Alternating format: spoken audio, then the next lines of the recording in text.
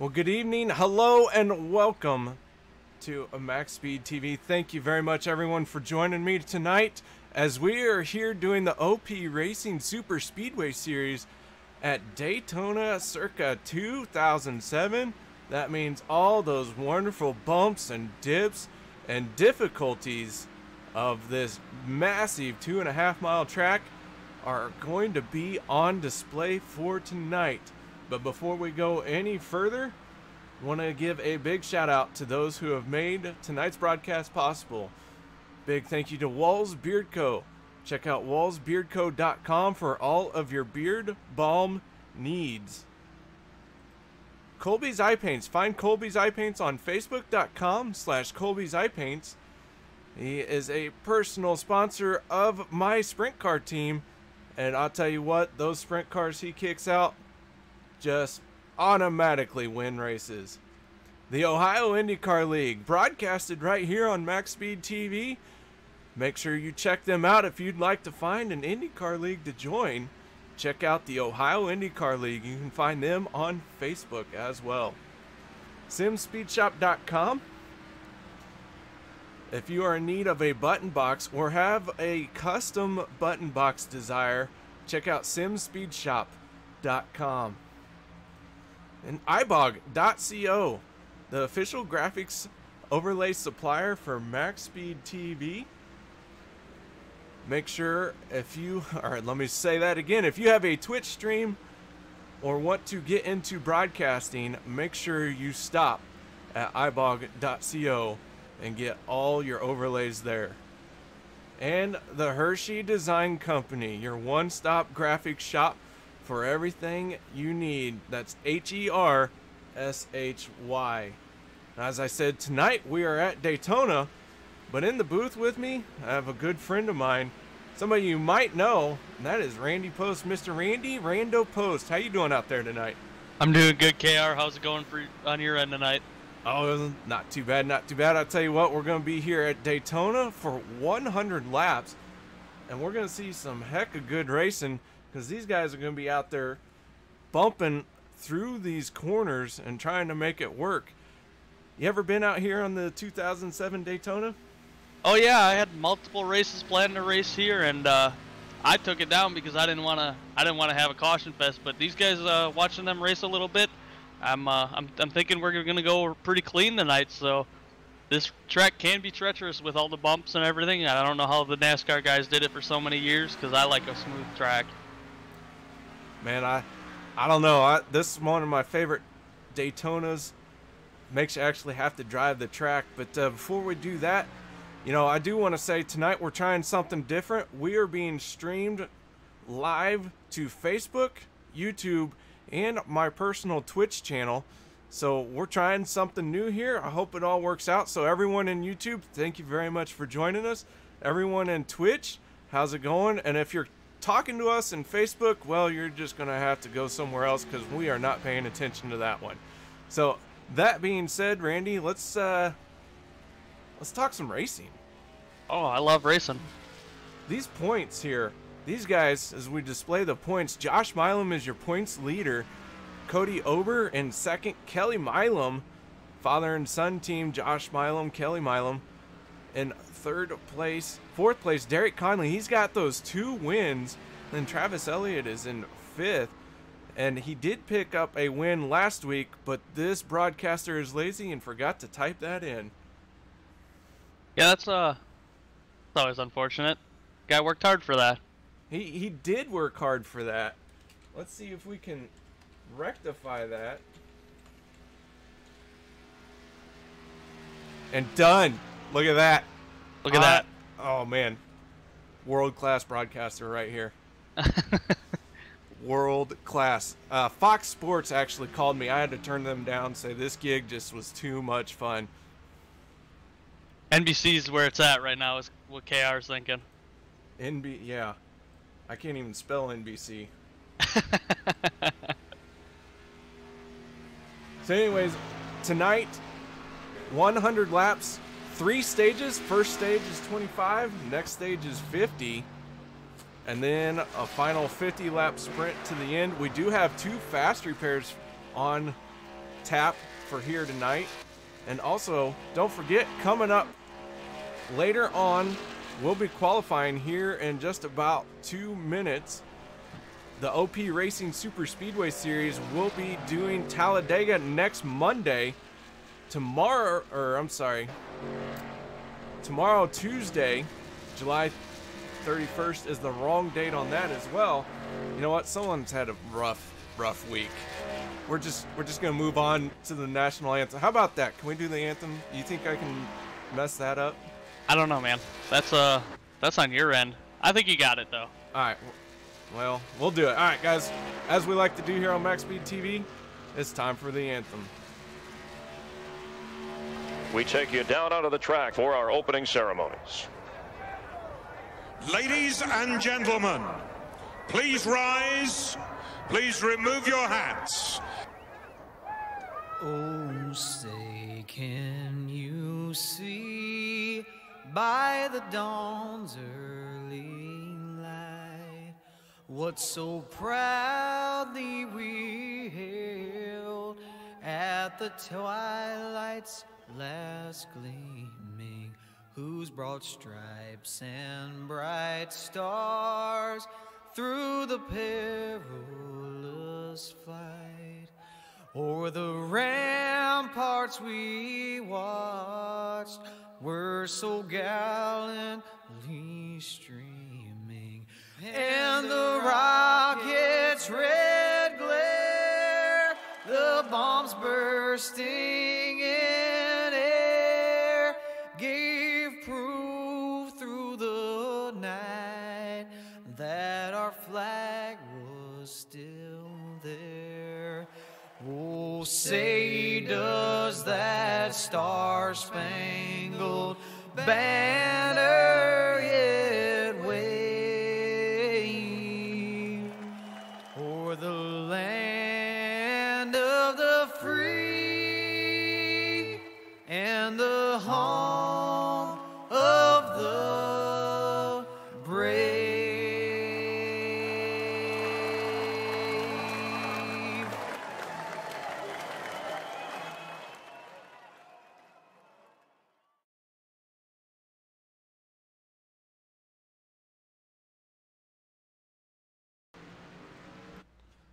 All right, guys, welcome back. As qualifying is getting underway here, we're going to have just about a 10-minute qualifying session.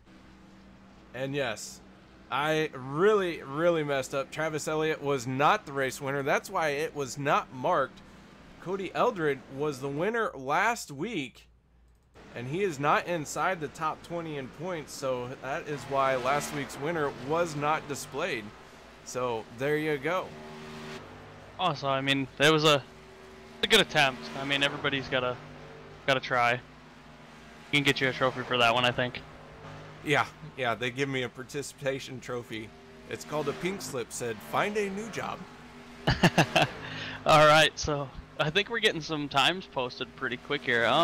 Nope, not yet, but it takes a while for these cars to get wound up to speed and ready to go to put times in.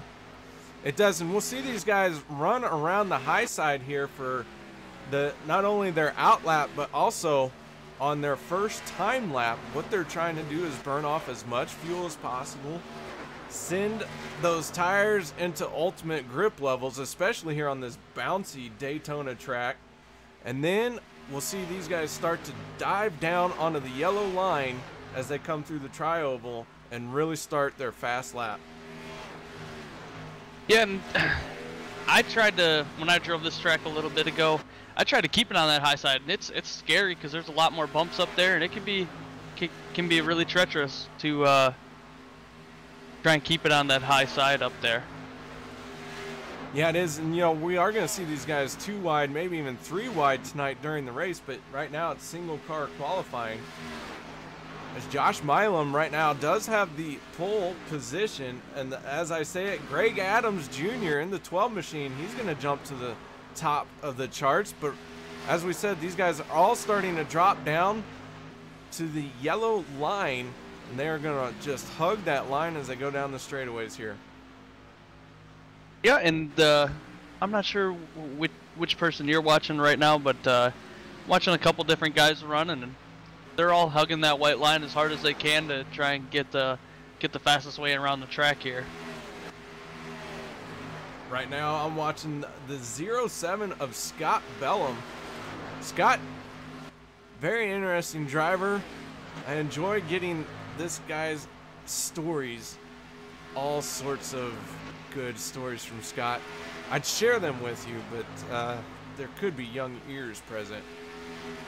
Young ears can always influence the story's wording, that's for sure. But good times to be had with guys on iRacing. Always lots of fun. A lot of really good guys here, and I hope to see some really good moves here tonight, and hopefully they all respect each other's moves and don't get too heated. Yeah, speaking of getting heated, qualifying fast laps are starting to come in, and right now Derek Conley in the 28, he is your pole position, and as I say that, Francois Pelletier in the 26 machine is going to take it to the top of the charts. Yeah, lots of oh man, it's always hard at super speedways to, I mean qualifying in general, to really call a pole position halfway through the qualifying session, because there are always guys going to be faster. That's the first thing I ever learned about racing. There's always someone better. Always someone better. Right now we have 23 drivers who have taken a qualifying time. Richard Fletcher in the 43 machine, he's getting that thing up to speed. He's on his outlap right now. We'll see this guy turn in a lap time, as we got just about 5 minutes and 17 seconds left. I'm watching Richard Fletcher right now, and I'm seeing or being told at least that he's feeling a little under the weather, and he's going to run as long as he can. So it shows some dedication to racing. Racing while sick is never fun. It's about as much fun as racing with a damaged car and trying to ride it out and just finish for points. That's never a good time. No, definitely isn't. It can really put some not desperation but frustration in your mind, and kind of affects the race a little bit for you. Stephen Herman in the 71, he is pulling out of the pit lane. Swervin' Herman Racing Machine right there. That guy, or I'm sorry, Squirmin' Herman. Man, oh man, I'll tell you what, I'm gonna get this correct one of these times. It's Squirmin' Herman. I mean, really, it's like potato. Yeah, potato. What is that? You've never heard that? Tomato. Yeah, Potato, it's all the potato. same. Yeah, that's a north-south thing. Yeah. You're up north though, aren't you? Where you at? Delaware right now?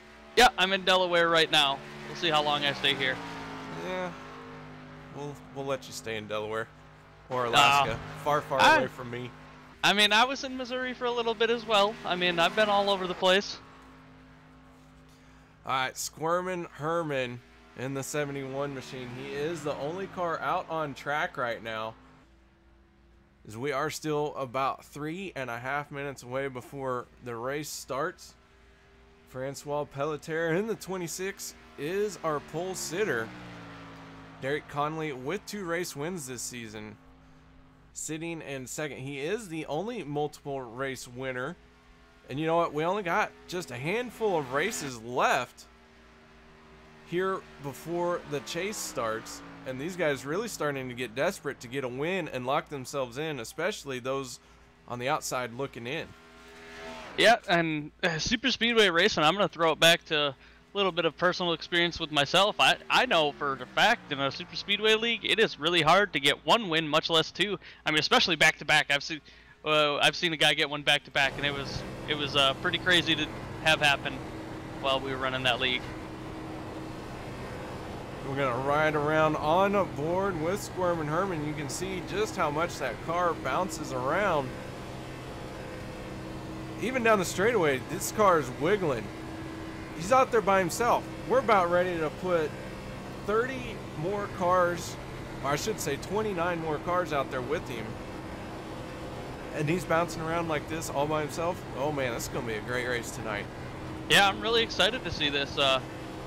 Talking to a couple of the drivers before the race, they were saying they expect to have a couple cautions, but these guys run pretty clean from what I've been told, so I think we could see some really good bumping. Gonna be great racing all around. See a lot of bump drafting here tonight as well. And the one thing that you really got to do here at this 2007 Daytona Scanned, give some room in the corners.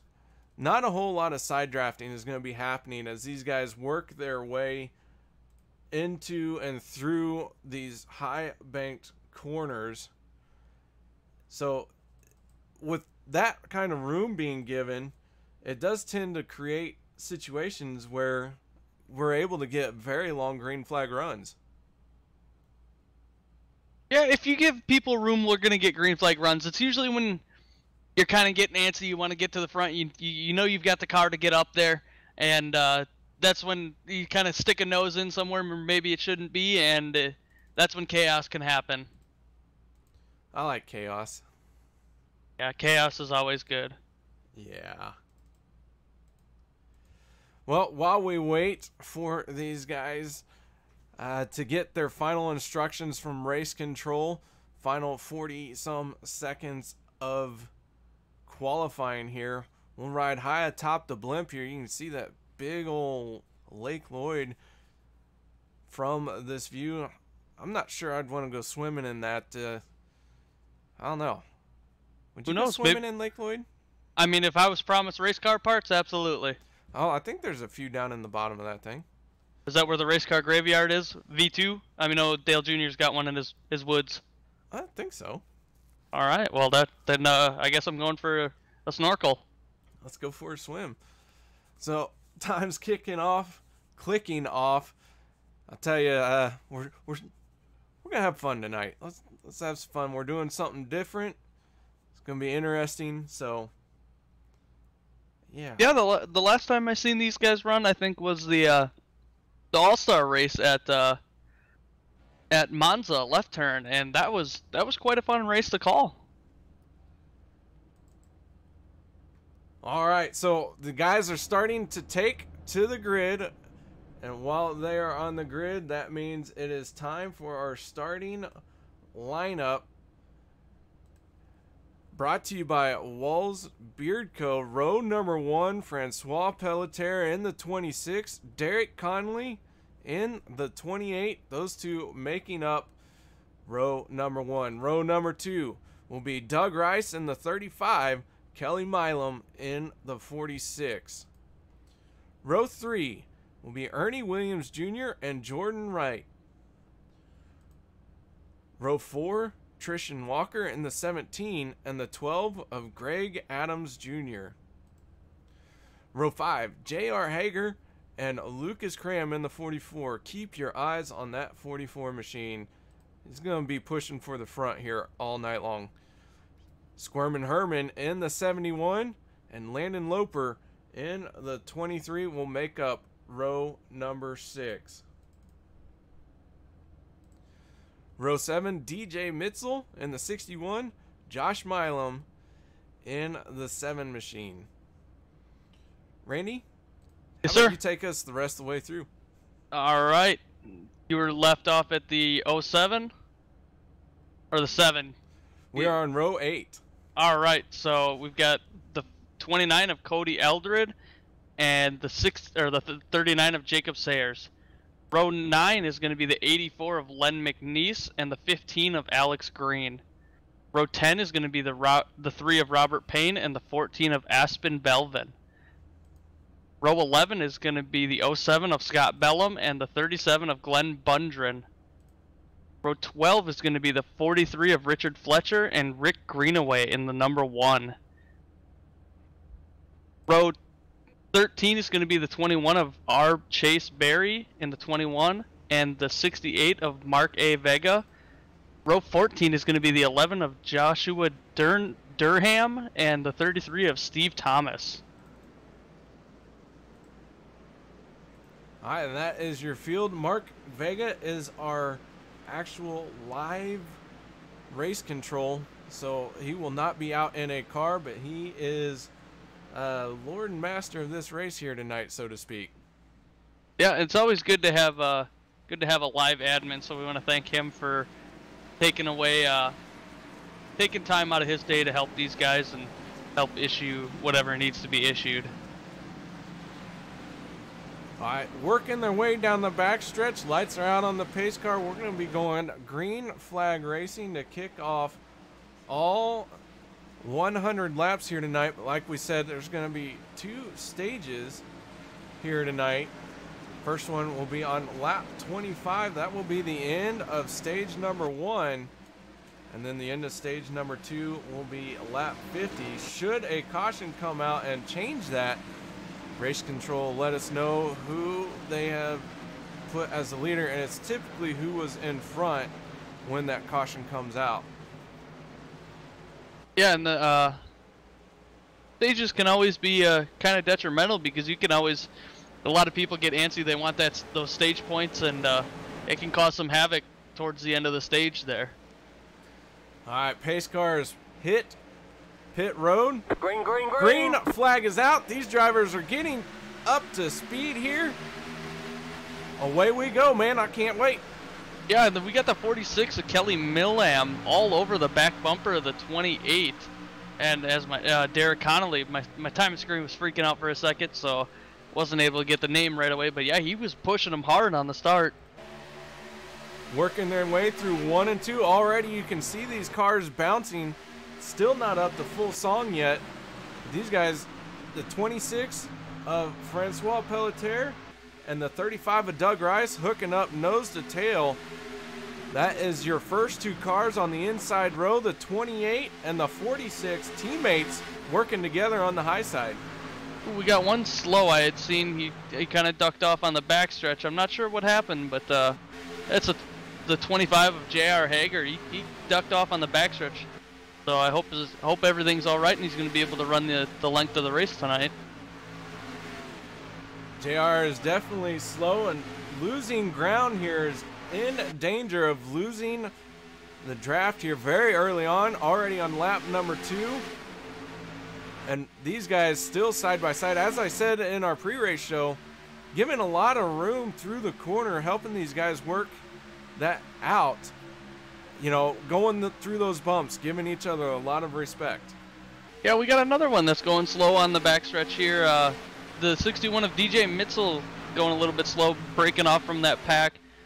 In possibility of losing the draft, but there is a pack behind him that he can get caught up in a draft with, that he can kind of stay up with that pack.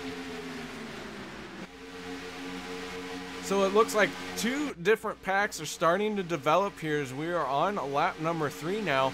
And some of these guys know it's a 100-lap race. I'm not going to battle at the front. So they are just going to bide their time right around out back as Lucas Cram in the 44 are having some internet issues. Yeah, he's having some connection issues. He's kind of looks like he's getting into the wall, but looking at the other side of his car, it says otherwise, that he's running a clean race. So that can kind of be scary at these super speedway races, especially Daytona 07. Oh, we got one sideways. That is the 26, our pole sitter. He's going to slide up. Big time contact coming out of turn number 4. Scott Bellum tagging the inside wall. Francois getting that car sorted out, and the 26 machine, as we are under yellow for the first time here tonight. I'm going back to, I missed what happened, so I'm going to try and see what happened here. Backing this up, going to our Maxspeedtv replay. You see Doug Rice in the 35 all over the back bumper of the 26. Down the backstretch cleanly. Derek Conley drops down in front of Francois, and then Doug Rice, unfortunately, looks like he just makes a little bit of contact with the 26 machine, but it's enough to stack the field up and send that 26 machine spinning and in front of a whole bunch of other cars. Yeah, and it looks like the 15 Alex Green also got into that as well. And that goes back to giving each other some room in the corners, like you were talking about earlier. And it looks like he just kind of pushed the limit of how close he can get in the corner here with this bumpy track, and it kind of ended badly for him.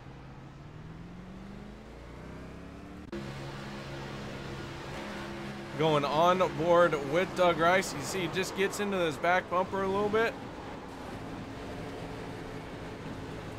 That has brought out our first caution of the night. Is Doug Rice working his way down pit road right now? So we have several other cars also hitting pit road. Some of these guys taking fuel. We didn't talk about it, but our race analysis here tonight, 100 laps, 250 miles. Their tire window, we put in 50 laps, but some of these guys said they may not take tires all night long. But your fuel window is about 23 laps, so everyone's coming down pit road now has enough fuel to make it to the end of the first stage. So a little bit of strategy playing out here. You know, not only that, but we also have 2 fast repairs available, so that can be factored in as well. A lot of these guys getting some damage, maybe taking advantage of that fast repair. Yeah, my strategy is to try to save those fast repairs as long as you can, but if you get a bunch of damage like the 26 just did, you're kind of forced to use it because that can play a huge role in keeping up the speed at these super speedways. Yeah, keeping your speed up is everything you need to do out here at Daytona. We got several cars on pit road for an extended amount of time, so I'm not sure if they wanted to necessarily use their fast repair or not, but Robert Payne in the 3 machine, he is looking like he tried to hammer some of that damage out. Might try not to use a fast repair this early, you know, and that might not be a bad idea. Try and hammer out some damage, hold on tight, and try and get to the end of the stage 1. Yeah, and the 14 of Aspen Belvin did the exact same thing. He's still kind of beat up, but he's got a pretty clean looking car. The front end looks pretty good. He'll be able to tuck his nose underneath someone and be able to keep up.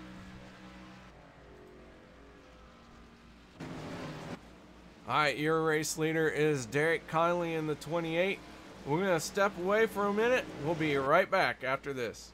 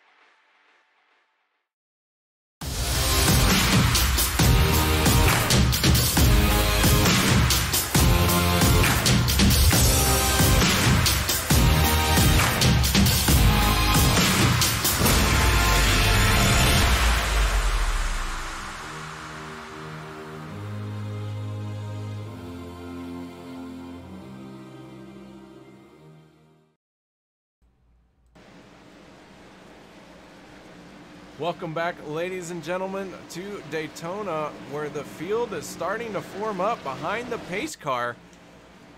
Derek Conley, your pole sitter in the 28, on his outside teammate, Kelly Milam, in the 46. That is going to make up our restart row number 1, and row number 2 will be the 44 Lucas Cram and the 12 of Greg Adams. So those two rows going to be the ones to watch as these guys work their way down this backstretch side by side. Randy, we were just talking during the commercial break. It seemed like kind of a little bit of minor contact, but you got to watch those minor contacts because there could be major consequences for that. Yeah, and these cars, you got to hit someone really square, otherwise they get really loose. So if you hit them off to the side just a little bit, even the slightest little bit of contact will disrupt the rear end and kind of send you flying. It's kind of weird to see.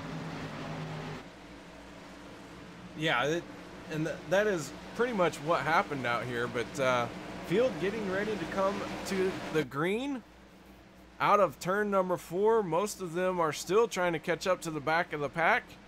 Pace car peeling off. Green flag, Green flag is out, and here we go. Teammates on the front row, Derek Conley, Kelly Milam, working together possibly here to try and get single file. Yeah, I would not be surprised if the 46 of Kelly Milam kind of hangs back a little bit so he can tuck down behind him to work as a team. But I don't think it's going to happen, I guess. Looks like they're going to battle it out for that first position.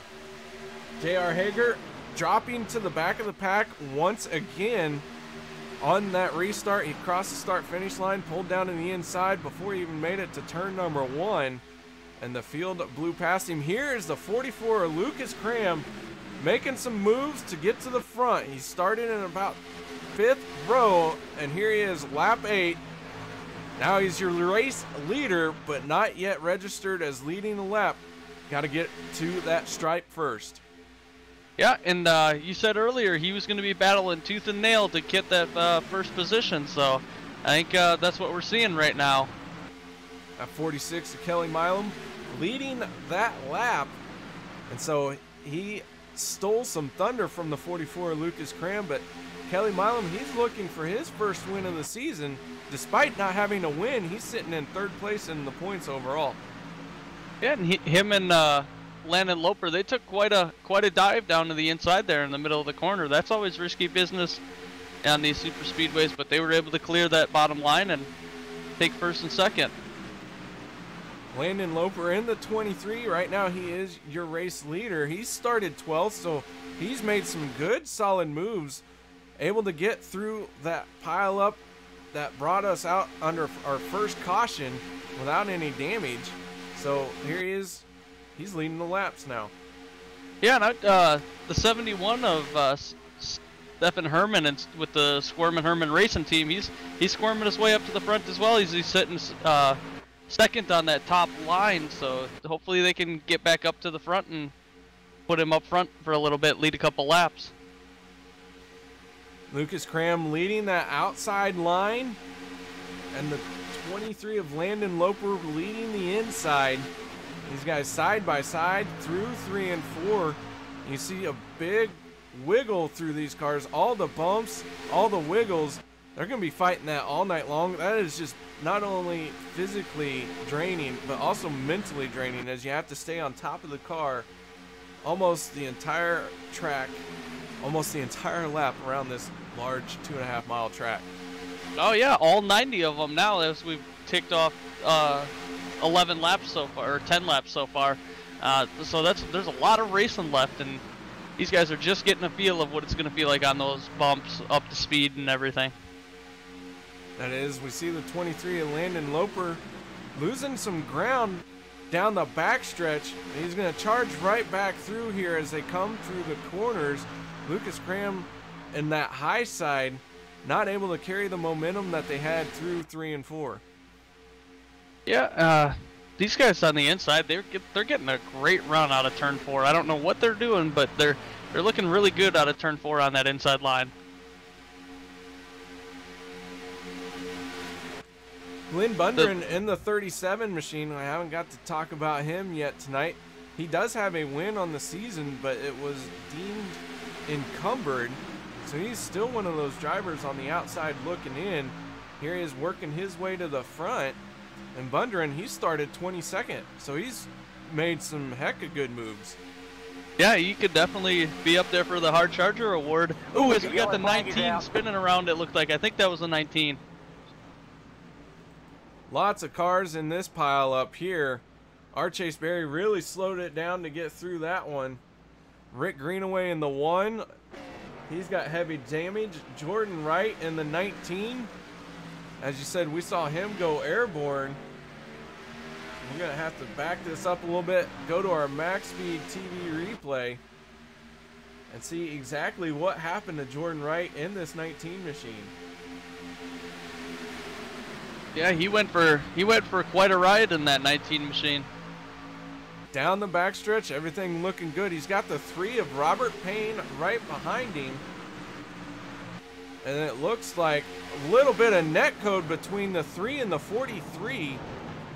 Quite a bit of net code, and that is what hooked the 43 down into the 19, creating a big pile up.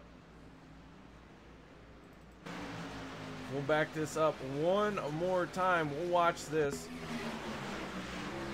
on board. Gonna have to give me just another second. We go on board with Robert Payne.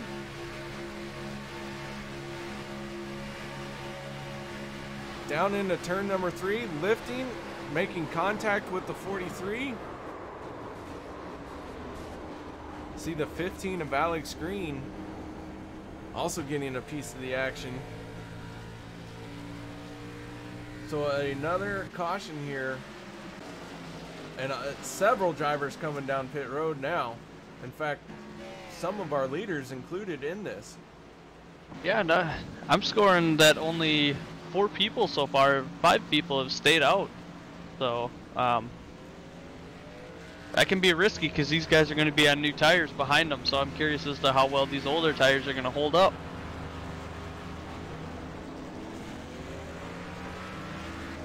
Several cars on pit road making their way back out onto the track.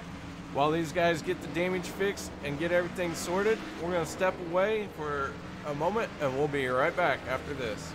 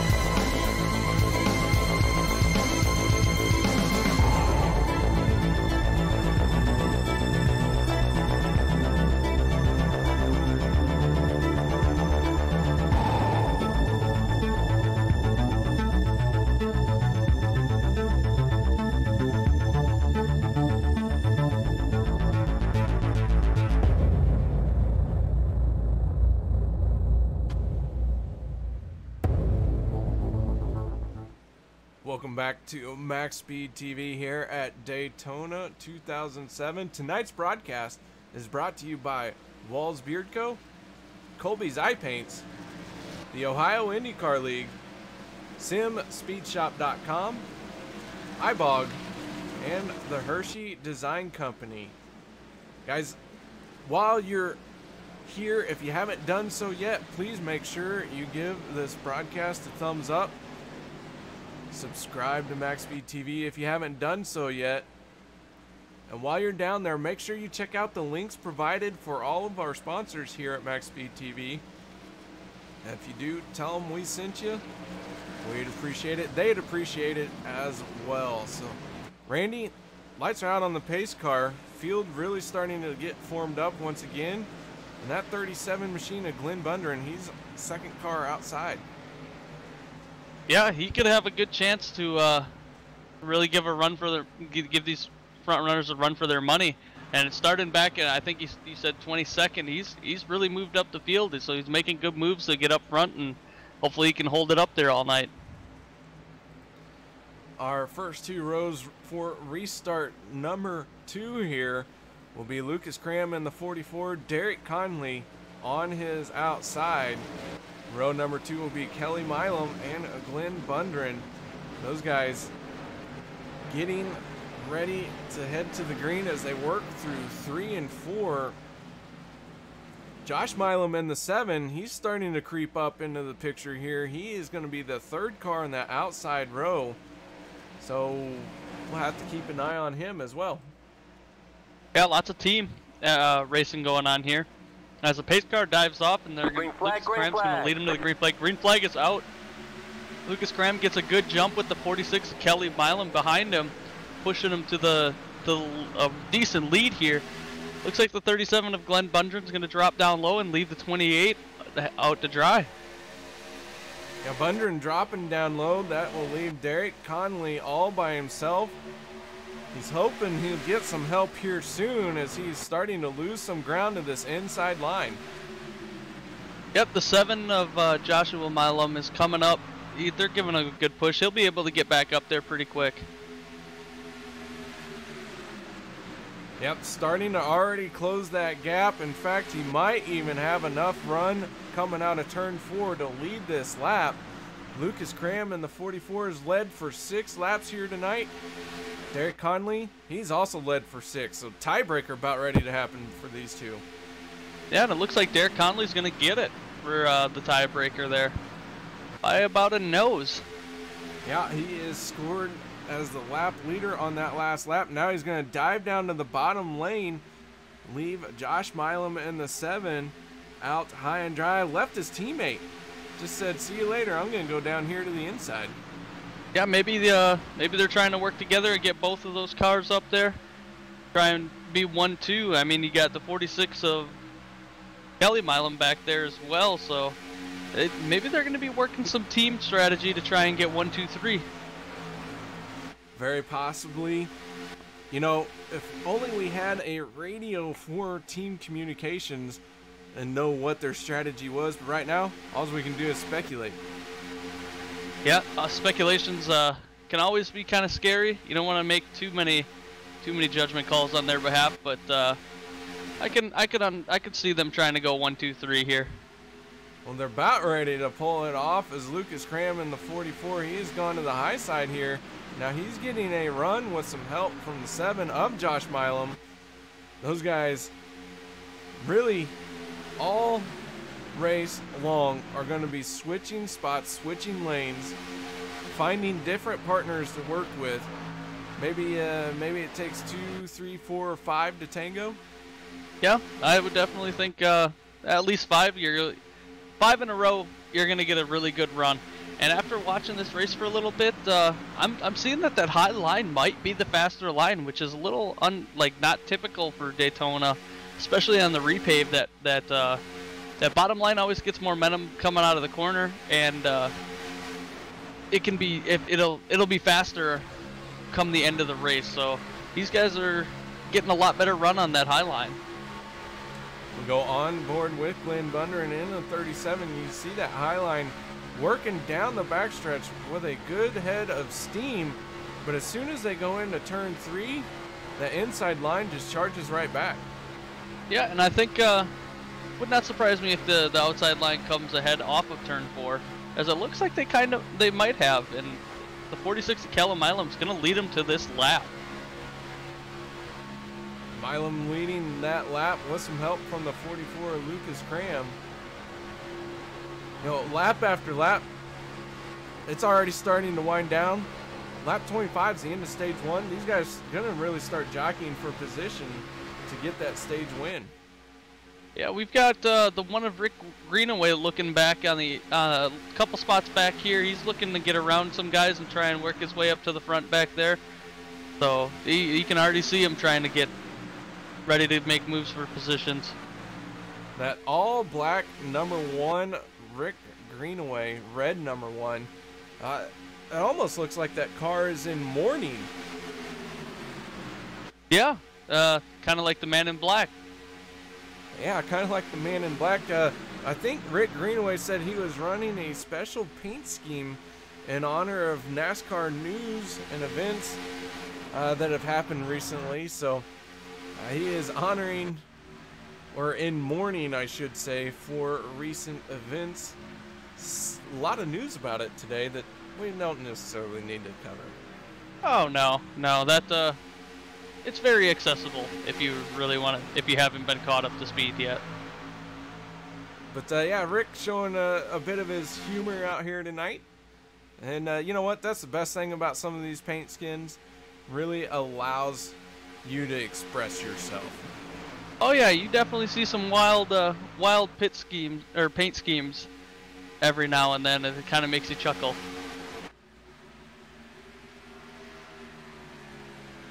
Kind of brings out the inner child in you a little bit when you see some of those paint schemes, or if you're running one. As they're going 3 wide here down the backstretch. I don't know if you're seeing that. It's yeah. the the 12 is going down. Yep. If he keeps it off the track, there will be no caution. The 12 of Greg Adams goes for a spin, but it looks like not making any contact. Unfortunately, going to lose a lot of ground here, especially right before the end of the stage. But you know what? He's going to have a chance to get caught back up to the field when this caution will fly. Yeah, and you see that those front 6 really break away after that, and they are coming up on a lap car here. They're on lap 24. Let's see if they catch him. Oh yeah, he's going to dive down to the inside. That's the 21 of our Chase Berry, diving it to the inside so that he can get out of their way and let the leaders battle it out for the stage. They are coming through 3 and 4. This will be the end of the stage here. Lucas Cram setting himself up to be the stage winner, but he needs a car on his back bumper, and he needs it in a hurry. Here they come across the start-finish line, and it looks like the 46 of Kelly Milam is going to be our stage winner as the caution flag flies as these guys cross the stripe. Yeah, that was quite a finish there for Kelly Milam. Lucas Cram was really giving him a run for his money through 3 and 4. So our stage 1 winner is going to be the 46 of Kelly Milam. That 46 machine picking up another stage win. He's got several throughout this season. And let's see if we can get a quick word in with him. 4. Kelly Milam, KR and Randy up in the broadcast booth. You got your ears on? Yeah, buddy. How you doing? Not too bad. You picked up another stage win here in a bumpy Daytona 2007. Tell us a little bit about what it's like to drive out there. Man, you just got to hold on tight. Hold on tight. I like it a lot. So what are you holding on tight to? Your helmet, keep it from bouncing off, maybe the steering wheel and the helmet at the same time? A little bit of everything, brother. A little bit of everything. So teammates, how is it working out there so far? It looks like you guys have all found a way to get to the front. Yeah, everything's working out pretty good. You know, I prefer this top line.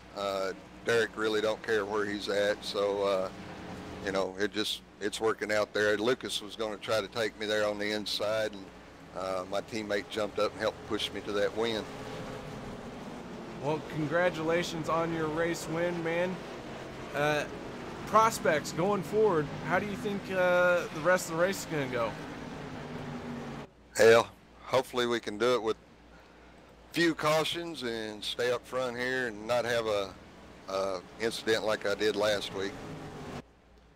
All right, man. Well, good luck to you. While you're in here, you got any sponsors, people you'd like to thank real quick? Sure, my teammates, Alex, Cody, Robert for putting on the league, and then Mark Vega for running race control, and you guys for giving us a broadcast. All right, man. Well, good luck. We'll let you concentrate on your pit stop. All right. So Kelly Milan picking up the race win. Now he's coming down pit road as a good time to change the camera. Yeah, don't get too excited there, KR. I think that was just a stage win. That was not the race yet. We got about 74 laps to go. 74 laps? That's like more fingers and toes than I have. I would hope so. Me too. What would you do with 74 fingers?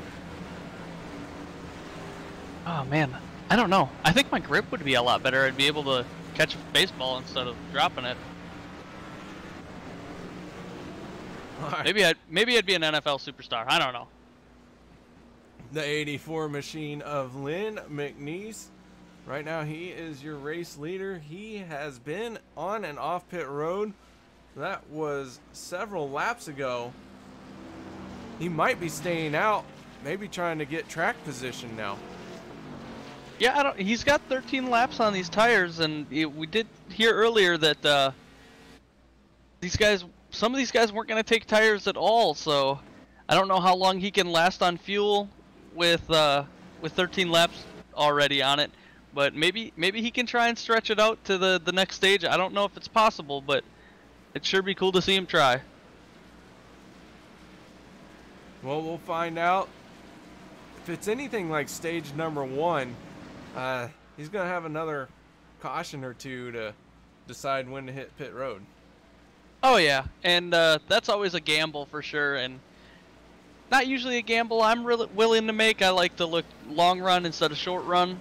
I try to be better at the finish of the race. You know, I'd like to plan for that or way ahead. All right, lights are still on the pace car. We're going to step away for another commercial, guys. We'll be right back after this.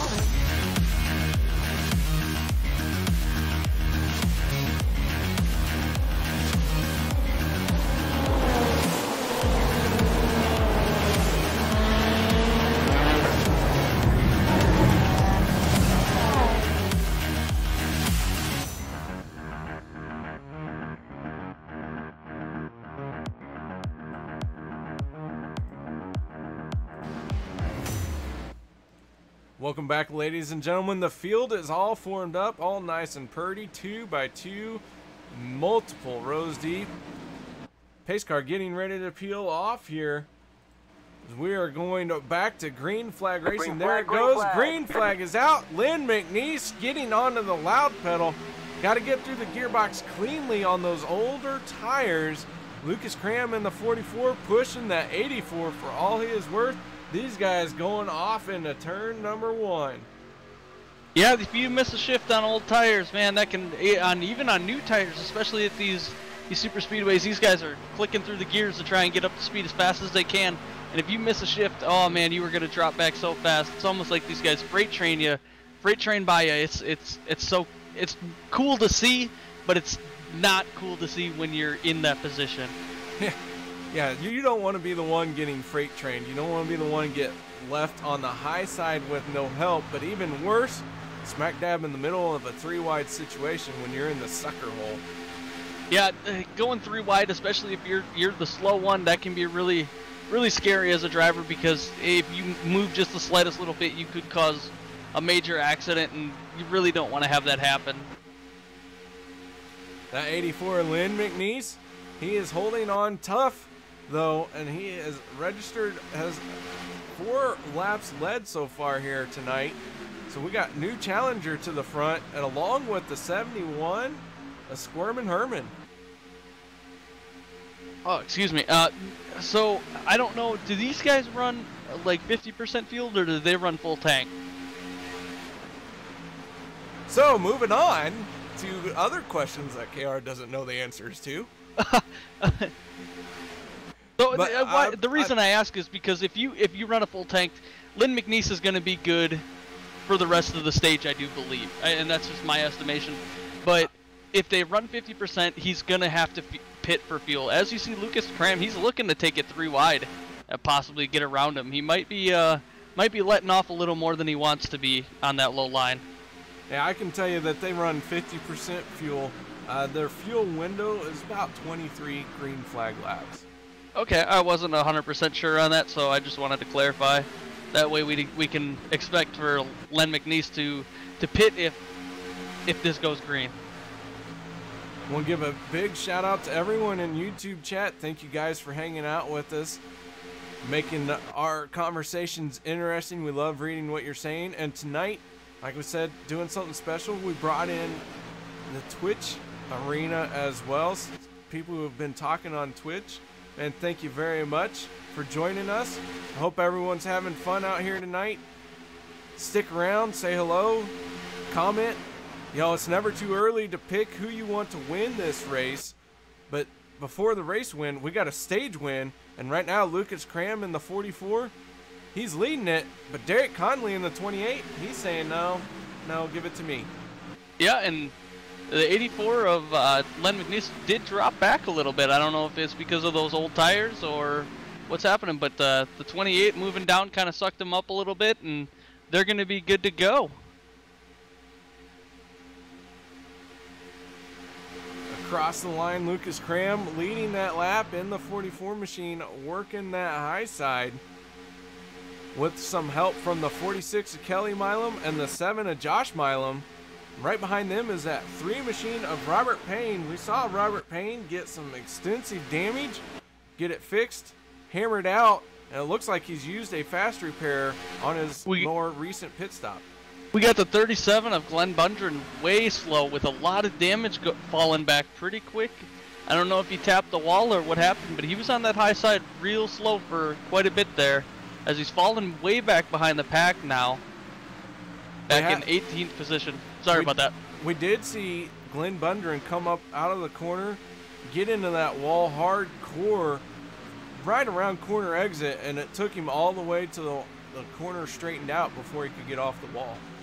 Yeah, that's really unfortunate. He was running a really good race. He was running top 10 pretty much all night, except for when he did start like 22nd. So he worked his way up, and he was running real strong all night. So it's really unfortunate to see that happen to him. A very exciting driver to watch week in and week out is this 15 machine of Alex Green. We haven't talked about him a whole lot yet tonight. Right now, he's hanging out kind of in the back. He's the front car in another pack here that is developed. I think he is sitting there going to ride around and wait for the next caution or a more opportune chance to strike. But this guy, I've seen him stick it in holes that not even I'd drive through. Yeah, man, he got caught up in a couple incidents early, so maybe he's out of fast repairs already, and he's just trying to save that car to the end of the race. We've got about 35 laps, or not 35 laps, 45 laps to go around that, if I can math correct tonight, and I might be wrong, but a lot of laps to go yet. And if you get caught up in another incident, that may end your race for the night. The 91 of Ernie Williams started 5th. He has fallen all the way back to 20th. He is the 3rd car here in this group, being led by Alex Green. I'll tell you what, Ernie Williams is part of the Fuel Sim Racing team that consists of Derek Conley, Josh Milam, and Kelly Milam. So Ernie Williams, he's lost touch with his teammates here, but you know what? I wouldn't worry too much. This guy has a way to find, he has a way to go before he really needs to worry about finding his way to the front. Yeah, we've got the 84 of Len McNeese pulling off the backstretch. I think he's going to have to pit here, otherwise he's going to be out of fuel. So I expect him to come down this time. The 33 almost got into the 84 right there. That was Steve Thomas coming down hard as Len McNeese is going to hit pit road. Yeah, I think he was expecting a caution while during this stage here early on, so maybe that gamble wasn't exactly the best thing, but like I said, it's a gamble. It could pay off, and sometimes it doesn't. The 3 machine of Robert Payne. Right now he is the 3rd car in the outside line. We talked about him getting some heavy damage, getting it fixed. Here he is, just kind of riding around right now, going way up high. Looked like he may have brushed the wall a little bit. But the 26 machine right behind him, that is Francois Pelletier. He was our first caution, and we saw him spinning like a top. And here he is, making his way back to the front. Yeah, I do believe he was our pole sitter as well. Francois was. So he's making his way back up to where he started, and hoping to get a strong finish for the night. Maybe even a stage win. Well, stage number 2 has got about 10 laps left in it. As soon as they cross the line of lap 50, race control will throw the caution, and we'll have our stage winner. Looks like Len McNeese can go a lap down here. Yeah, and he does it cleanly, stays on the apron, lets the leaders get around without any issue. Always gotta respect a guy that does that and doesn't try to take it 3 wide. Lynn is the only car 1 lap down for right now. He's got about 10 laps. If he can hold on to that spot, he'll get back on the lead lap. And, you know, Cody Eldred in the 29 machine, he is the last car on the lead lap.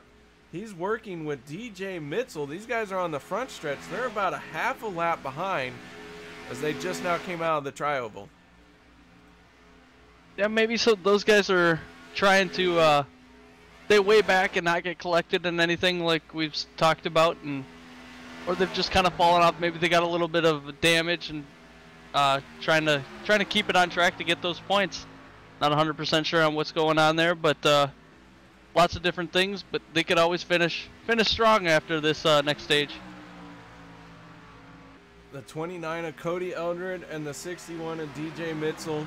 They're a little bit slower as a 2-car pair instead of in a full-on draft pack, but they're definitely in a lot safer position. For sure, they got a lot of room to start slowing down if they see the caution come out.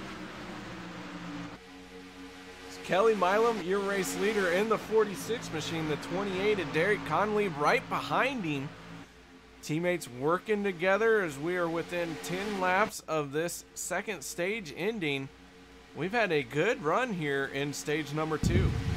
Yeah, I think they worked out the kinks early on in stage 1, and Well, who knows? Maybe after stage 2, or all stage 2 will go green, and hopefully all stage 3 will go green. We could get a green flag pit stop in during stage 3. That would be cool to see.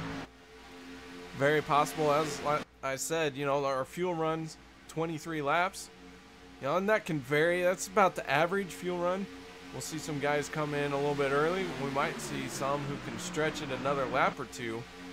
But yeah, gonna be quite the stage ending here, and really will set the tone for the final sprint to the end. Yeah, and I don't want to jinx anything, but the same cars that were battling it out for the stage 1 win are still battling for what could be the win for stage 2 as well. Very possible, as Lucas Cram in the 44 lead car on the outside line. Got Josh Milam in the 7 right behind him. The 3 of Robert Payne. Those are making up your first 3 cars in the outside row. Then on the inside is the 46 of Kelly Milam. Derek Connolly in the 28. He is pushing teammate Kelly Milam for all he is worth. And then Squirmin' Herman in the 71. Got a lot of familiar faces up front from stage 1. I think we've got a good solid group here that's probably going to be running together for the entirety of the race, I do believe so. And 3 of them that are sitting 2nd, 3rd, and 4th are teammates. So we'll wonder what they're going to do for towards the end of the race here to work with each other and try to finish 1, 2, 3. J.R. Hager, we saw him pull into the inside, letting the pack go by on our most recent restart. Here he is now. He has worked his way up to the front. Right now he is sitting in 10th place. So his strategy of running around out back, maybe he got bored with it. Here he is trying to make something happen. Yeah, maybe he's trying to get those extra points. 37 of Glenn Bundren into the wall here as he goes through the tri-oval, trying to stay out of the way of the lead cars. Glenn able to not interfere with anything, but he is now our first car 1 lap down. Yeah, and if I'm Lynn McNeese, I'm trying to get up there and get past him, because if Glenn Bundren is ahead of him and he's also a lap down, then Glenn would get the lucky dog instead of Len McNeese. And Len McNeese is he's got a clean car and able to run up front, we've seen with the other guys, so that'd be unfortunate for him if he didn't get the lucky dog. We got 1 car slowing down. Looks like he's headed for pit road. Got several cars coming off of pit road, including the 33 of Steve Thomas. Yeah, the 19 of Jordan Wright. Jordan Wright coming down pit road, so expect to see. I don't know if that's a scheduled pit stop or if he's got something going on there.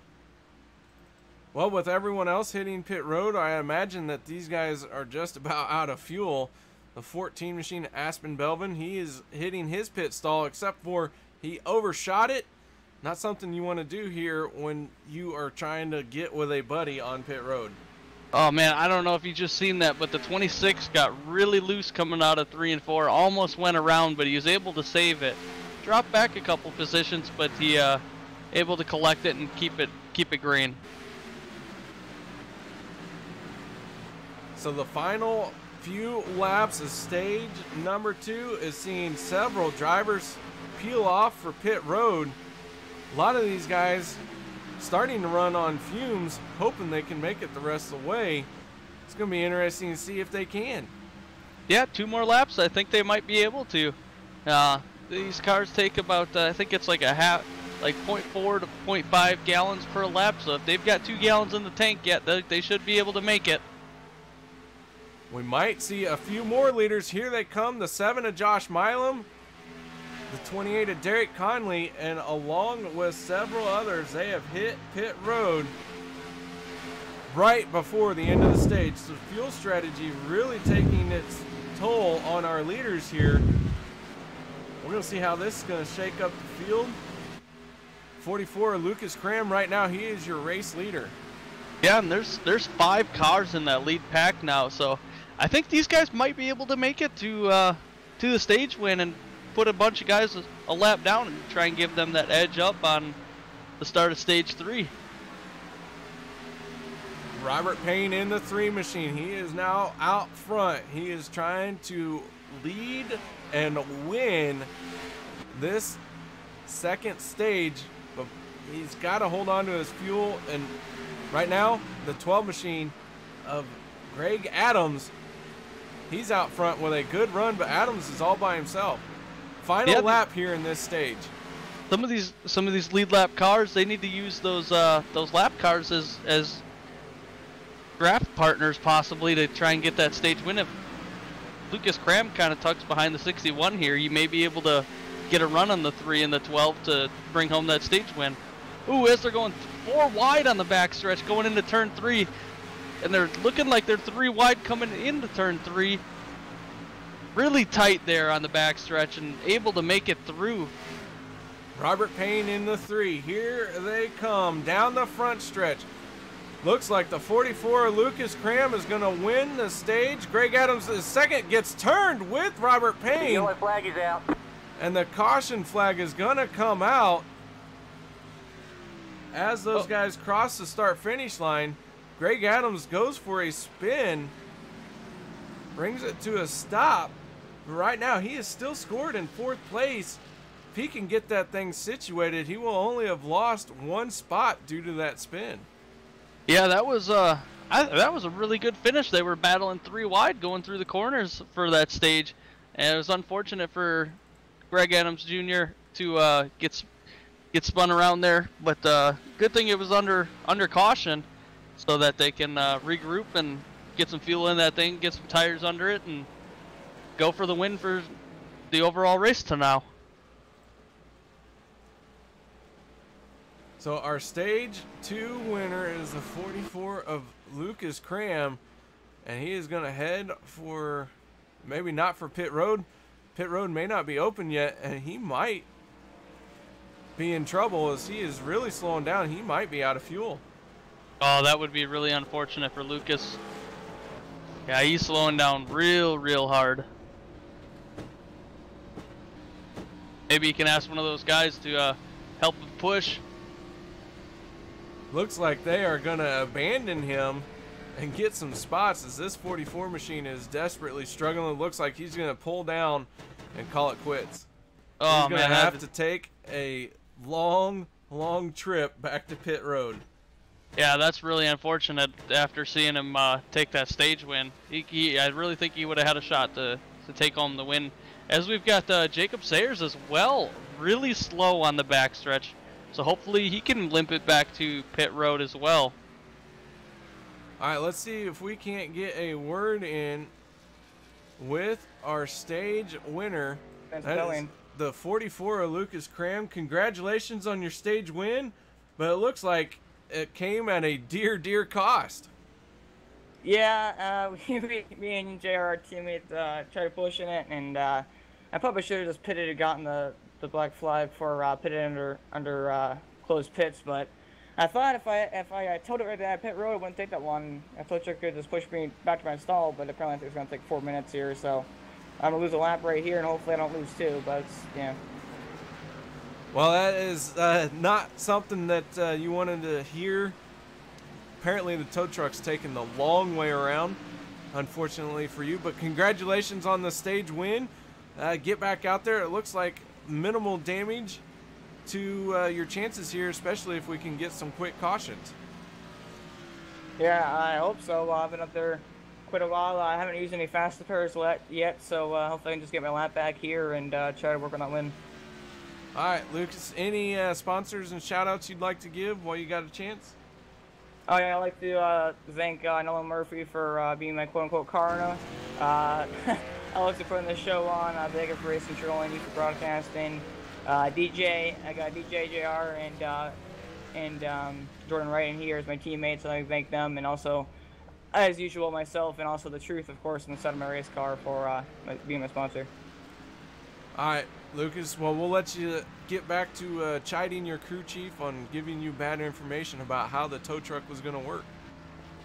Yeah, I'll go read him out right now. All right, that is our stage winner, the 44 Lucas Cram. Well, quite the finish to that stage. We saw Greg Adams go around as they come off the tri-oval. Yeah, and I did see while we were talking to Lucas there, Jacob Sayers in the 39 did run out of fuel as well. He had to take the long way, take the tow truck back, and take that long ride to pit road as well. All right, guys. While they're under yellow, we're going to step away. We'll be right back after this.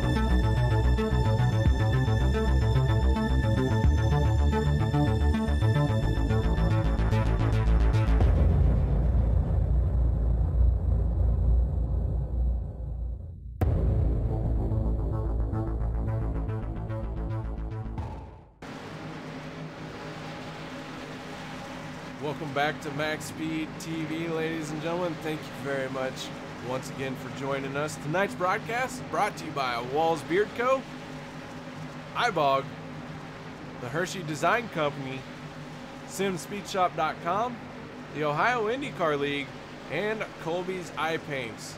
All of those guys can be found in the links provided down below in the broadcast description. While you're checking them out, make sure you give this video a thumbs up and subscribe to Maxspeedtv if you haven't done so yet. And looks like the lights have come back on the pace car. Yeah, I'm not sure. I wasn't paying too close of attention in the back there. I wonder what caused that. Usually getting in line is the culprit of that. So these guys not really quite lined up. Race control throwing the yellow for one more time around. Looks like we got some scragglers who are starting to catch up to the field just now. Yeah, Lucas Cram catching up. Should be catching up. Yep, there he is. He scored his one lap down, so hopefully he was able to only get that one lap. As he's joined by a couple other people, 17th through 25th. They're all one lap down, so hopefully he can get up front of all those guys and try to get that lucky dog under caution if we get one. Race control informed me that the waiver rounds just were not able to get into position close enough for race control to like it, so we're doing one more lap, but the lights have gone out again. These guys should be all formed up. Our stage winner for stage number 2, Lucas Cram, laid it all out there, ran out of fuel crossing the line, but he got the stage win, but now he's paying for it. He is 1 lap down in 25th spot, but he was able to get fuel in that thing, get it refired, and get back out there after only losing 1 lap. He's got some cars to pass. As you said, 17th spot through 26th spot, or I'm sorry, 25th, are all 1 lap down. So we'll see if Lucas Cran can make his way through and maybe catch a lucky break with a caution. But right now, Tristan Walker in the 17, he is going to restart on the inside of row number 1 here. Landon Loper in the 23 on his outside. Green flag is flying as that orange Tide Pod machine jumps out to the front. Doug Rice in the 35 right behind him. Yeah, lots of familiar faces and some unfamiliar faces so far for this race up front. The 17 of Tristan Walker, haven't seen him way up front recently, but he's leading it right now. Oh, as he gets spun around, The yellow flag is out. and a caution is out. The 17 machine, Tristan Walker, still getting beat on, banged on as cars try to find a way around him. That has brought out another caution here. We're going to back this up and see exactly how it all unfolded, putting a few dents in that 17 machine. So Tristan Walker restarted very well, working through the gearbox. He's got the 35 of Doug Rice behind him. Again, Doug Rice looked like he made minor contact to the back bumper, and it sent a car around. Yeah, and I'm looking. They were quite a ways away, and oh man, I can't tell if they were really actually touching or if that might have been a little bit of net code. So big pile up with a lot of these guys taking drastic measures and getting through it okay, using all that concrete pad out there. But you know, gotta be disappointing for Tristan Walker in the 17 machine. Yeah, he took a lot of damage from other cars trying to get around, and that's not exactly how he was planning to get this restart going.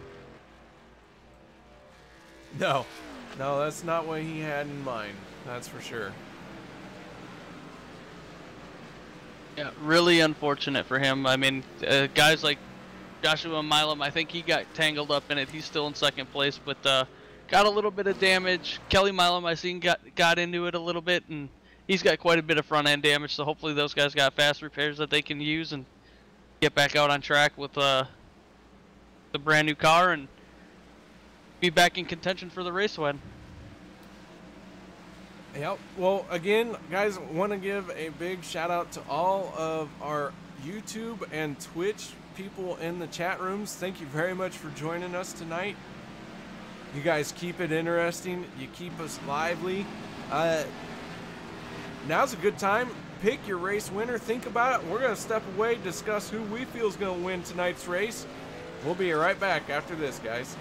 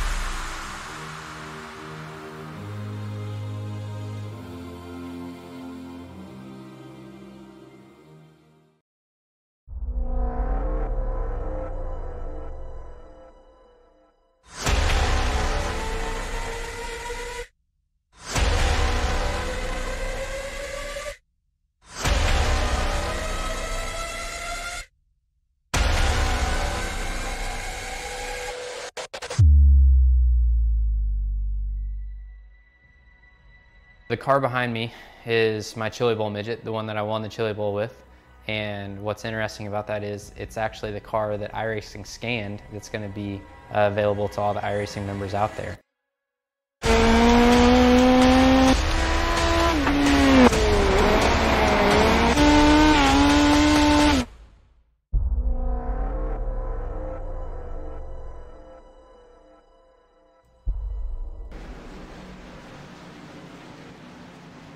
Welcome back, ladies and gentlemen. Thank you very much for joining us here at Daytona. Bumpy 2007 scanned version of Daytona. Lights have gone out on the pace car. Landon Loper in the 23. He is going to be restarting inside row number 1. On his outside will be the 35 of Doug Rice. Row number 2 will be made up of Francois Pelletier and Kelly Milam in the 46. So those two drivers coming from row number 2 going to have to get to the back bumper of these lead cars and work on getting through the gearboxes together and get up to speed. But here we go, field hitting the front stretch. Randy, why don't you take us away through this green flag? All right, and the pace car should be diving off any second. As the pace car dives off, Green flag. 23 of Landon Loper brings him the green flag. Green flag is out. Gets a good jump on the 35 of Douglas Rice with the 26 of Francois Pelletier behind him, pushing him. I know I just butchered your name. I'm so sorry about that. But the 46 of Kelly Milam on the back bumper of the 35 as the 35 goes around. Not bringing out a caution yet. Oh man, no caution. Several cars spinning and diving down below. Oh, I shouldn't say several cars spinning, but down below the yellow line. Race keeps going. No caution. Doug Rice still sitting there along with, I don't know what he's doing. As if he's waiting for a caution or what. But no caution is out. That car needs to get fired up and get going. Yeah, no caution. I mean, that's kind of weird, but he kept it below the yellow line, so really no reason for a caution, says iRacing. Let's keep him up to speed and going. Yep, and the 23 of Landon Loper, he is your leader right now, but here comes the 46 of Kelly Milam. We were just discussing drivers who we thought were strong enough to make a win. Randy, who was your pick? I definitely picked the 46 of Kelly Milam to win this race, and they're slingshotting past the leaders here. I don't know if they were expecting a caution or what was going on, but they pretty much walked by him. That they did. The 46 is out front. Your pick for tonight to win the race. I haven't quite decided yet. I was thinking about the 12 of Greg Adams, but the 43 of Richard Fletcher, he's supposed to be sick and not out there. Here he is, battling for the lead. Yeah, he would be a pretty solid pick. As I seen him, he's down by himself, and he was staying with the leaders on the bottom line there for a little bit, while the 23 of Landon Loper caught up to the back of him. As they're 3 wide coming out of turn 2, passing a lap car, able to get by him pretty clean, but as you know, it's tight up there. So good job for these drivers to get by him clean without causing chaos. So we got about a 9-car pack here, 9 or 10 cars in this lead pack. We got 2 scragglers trying to suck up to the back of them, in danger of losing the draft of this group. And right now, Kelly Milam leading it with the 43 of Richard Fletcher on his inside. Yeah, these guys, I think they're back up to speed. I don't know if the 23 of Landon Loper and the 26 were trying to see if they was going to bring out a caution or what, but they dropped back pretty fast, or maybe they were just trying to regroup with a group and get back to pack racing. I'm not sure what happened there, but oh man, they had quite the lead going on in between them and the 46 of Kelly Milam. We haven't got to do it yet. I feel like now's a good time. Let's go ahead and crank it up.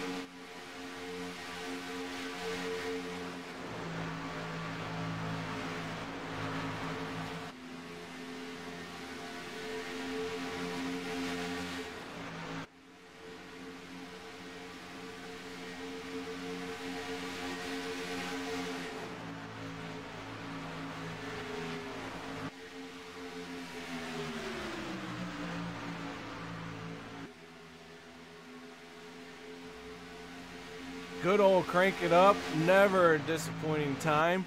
Just raw horsepower being pumped into your ears. So front row hasn't really changed. Kelly Milam on the outside in that 46 machine. The 43 of Richard Fletcher on the inside. Those guys have been running side by side here quite a while now. And that 44 of Lucas Cram, he's making his way back up to make a bid at being the first car one lap down. Yeah, and I'm going to look here. I don't think any of these cars in the lead pack are a lap down. Herman. Okay, is he a lap down as well? Yep. Okay, so that'll be a good battle for the first car a lap down, and barring another caution, I think it'll come down to inches on who gets that lucky dog. They are fighting each other for position here in this lead pack. If you're a lap down, you want to be in the lead pack, but you don't want to see a competitor, and that's what these two are facing. The 44 and the 71 both scored as a lap down. They want to be in front of the other one, like you said, even if it's by an inch, when that caution flies, and get a chance to get back up on the lead lap.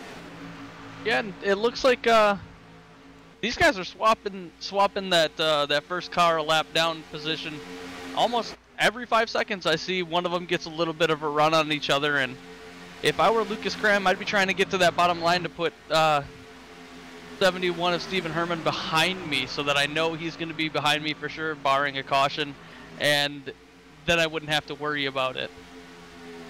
The 26 of Francois Pelletier, our pole sitter here for tonight. He's got some damage on that car. He's been up and down, sideways and spinning. Here he is, hasn't given up. Right now he is battling in this lead pack.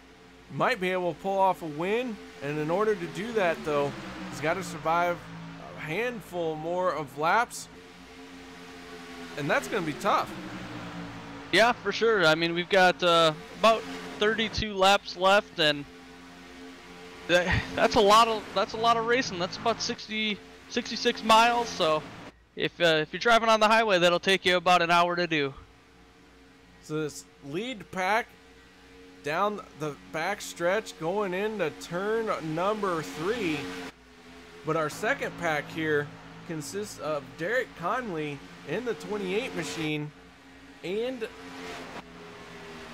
the 3 of Robert Payne, who we saw Robert Payne up front not too long ago. He is already 1 lap down now. And Conley looks like he is all by himself as far as cars on the same lap as him. The 2 cars that he is working with are scored a lap down.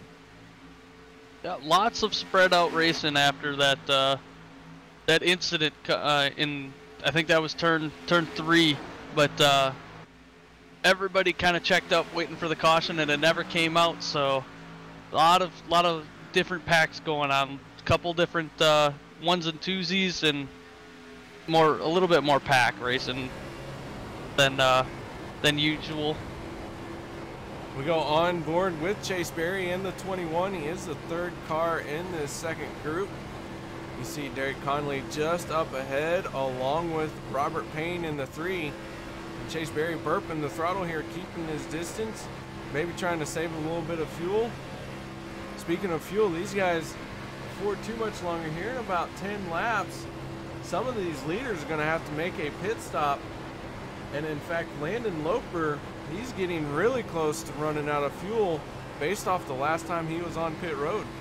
Yeah, it would not surprise me if he started to dive off either this time by or next time by. And we've got the 26 as well. Should be looking pretty quick here in the next 5 laps to start going down pit road. No one's hitting pit road just yet, but our fuel window is roughly 23 laps. And Landon Loper, he's been out there. He was last on pit road 24 laps ago. That does include a couple laps of caution, but not enough to make it to the end. Nobody can make it to the end. We might see at least one more stop. I don't know if Landon Loper, he can stretch it here to inside 25 to go, that'd be ideal for him. But even that looks like that's going to be really close. And you do save a little bit of fuel in the draft, but not laps of fuel. You save a little bit, but nothing too spectacular. But I think he's going to try and stretch every last drop out of that thing, or at least try to work with the 26 to hit at the same time so that he has somebody to go in with. You do definitely want to pit with a buddy system, and here at Daytona Draft Pack Racing, you gotta make sure, especially under green flag pit stops, that you hit your marks smoothly. You don't overshoot your pit box. You don't get too close to the wall. You guys get in and out of pit road at about the same time.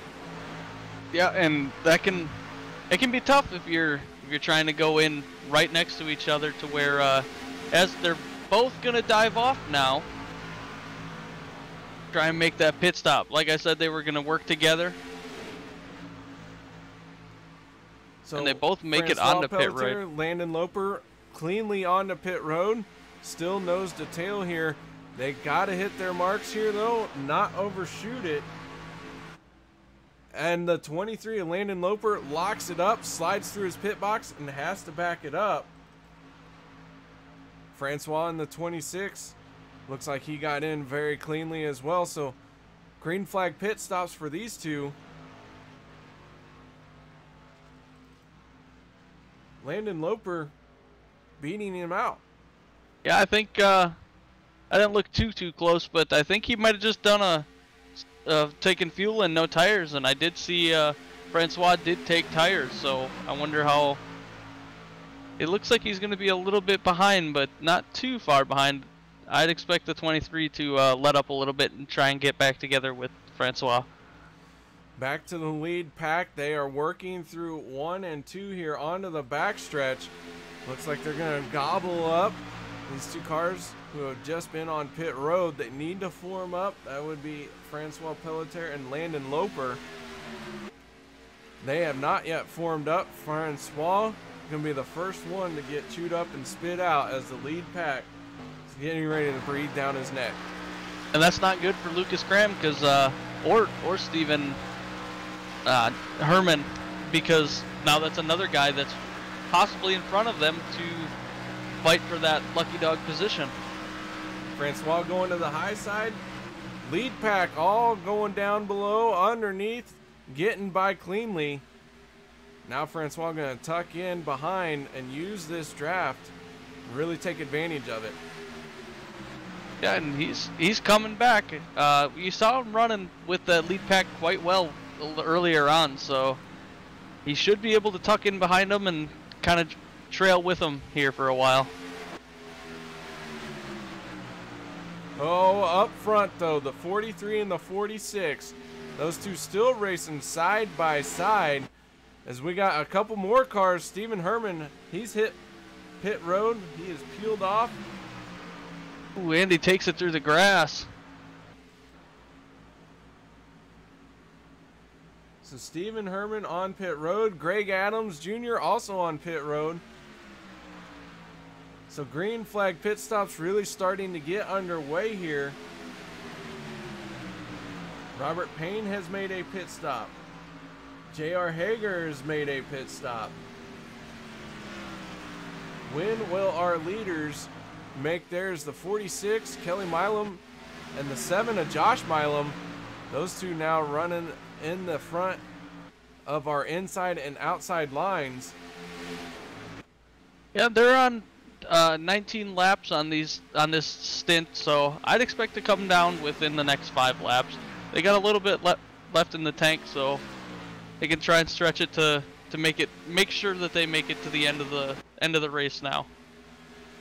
The 44 of Lucas Cram, he is the first car 1 lap down. He is in this lead pack here, but he is getting close to running on fumes, as well as the 12 machine of Greg Adams has made his pit stop, but he's going to get passed quite quickly by this group. And now he is in a battle with the 44 and the 26 to be the first car 1 lap down. I do believe the 23 would get the... Oh, no, maybe not. I thought the 23 would have been a lap down. I thought I seen him pit, but I might be wrong here. Several more cars hitting pit road. Josh Milam, one of them. Kelly Milam in the 46. And Lucas Cram in the 44 making his pit stop as well. So the field, a few more drivers peeled off. Josh Durham in the 11 machine, he has not made his pit stop yet. He is now scored as your race leader. Alex Green in the 15 machine, about 20 seconds behind him, is in second place.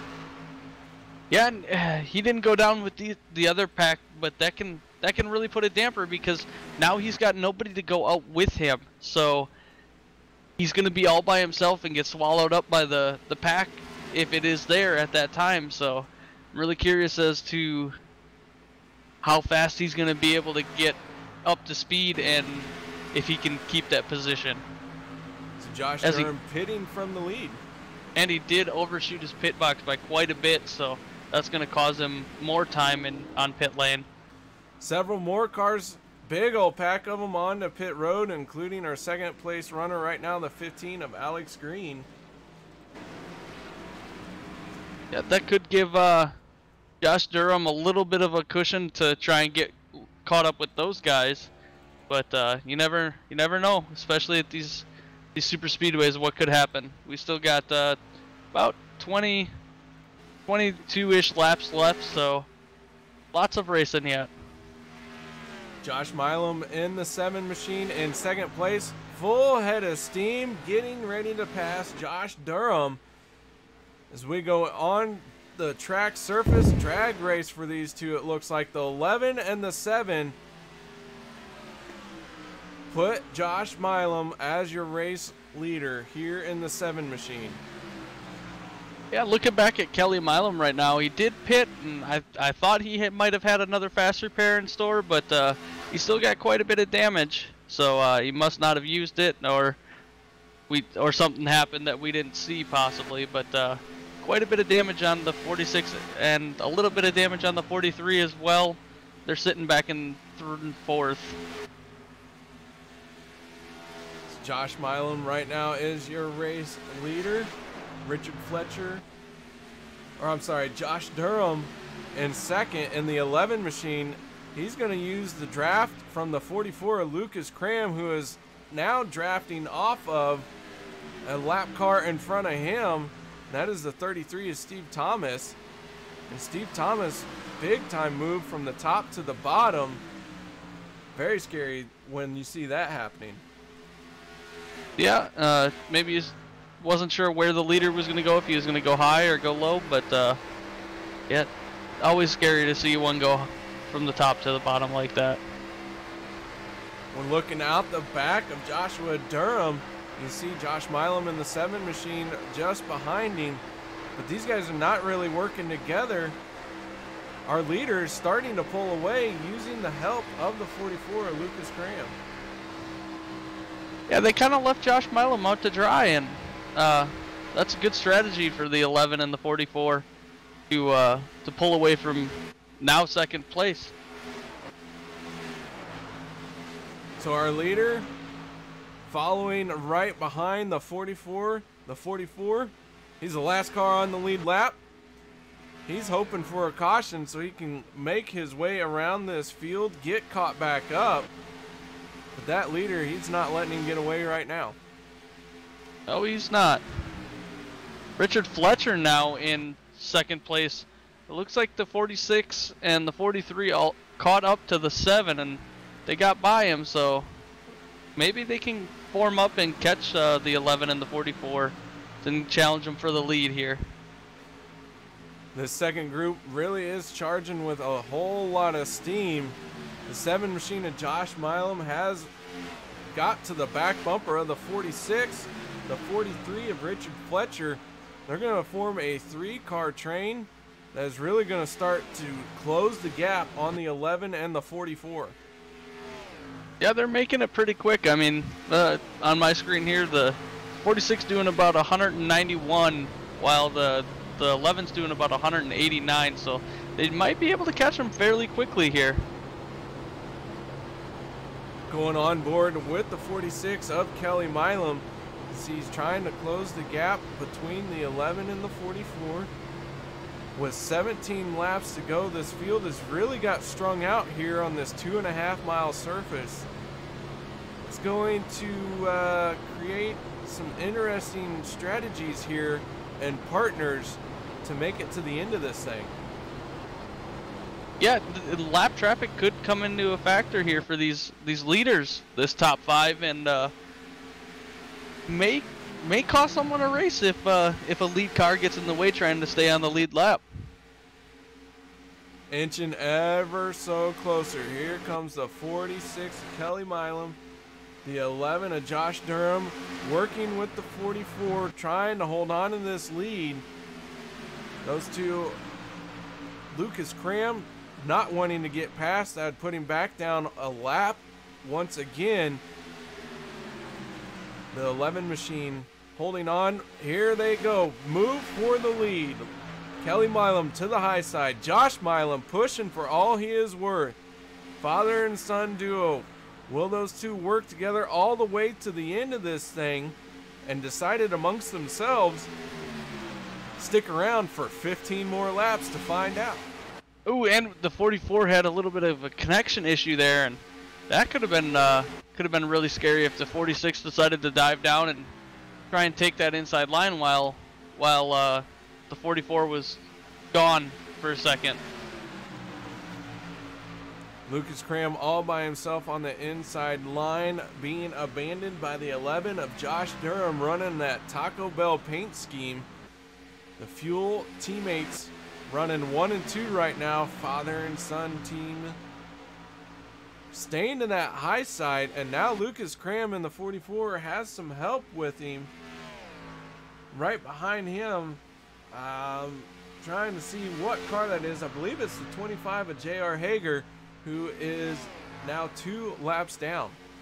Yeah, that is the 25. We did hear earlier when we talked to Kelly Milam that he does prefer the high line there.